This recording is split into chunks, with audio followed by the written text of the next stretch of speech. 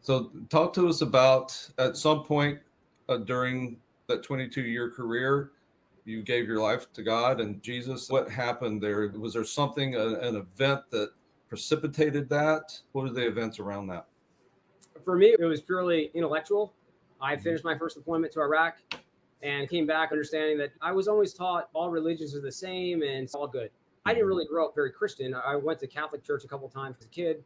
At 9 years old, you get your first Holy Confession, you receive your first Holy Communion.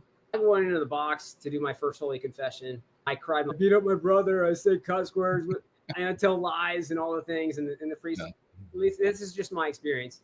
The priest was like, it's not that big a deal. Most of these sins aren't even that big. And just go to the pew and say 6 Hail Marys and 10 Our Fathers and everything's forgiven.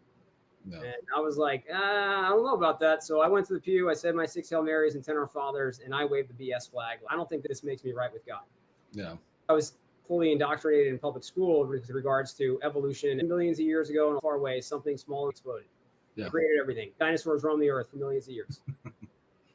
So I'm kind of approach where I don't understand this Christianity thing. It doesn't seem to jive with what I'm being taught in science class. Science is supposed to be fact.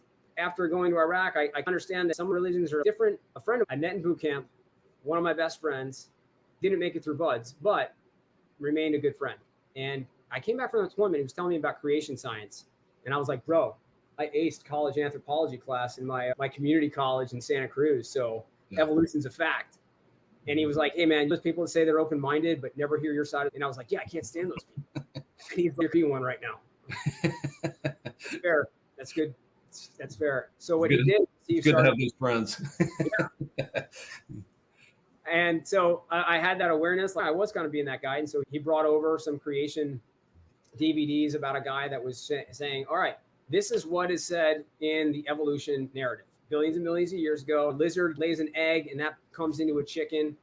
But what's the definition of science? It's something you can observe, test, and repeat.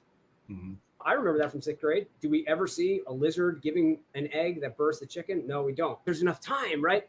You could say that doesn't make it science. That makes it a belief. You can believe whatever you want, but it doesn't make it science. Yeah. That's the fair point. And then when he pointed out, like, okay, what does it say in the Bible? Every animal will bring forth after its own kind.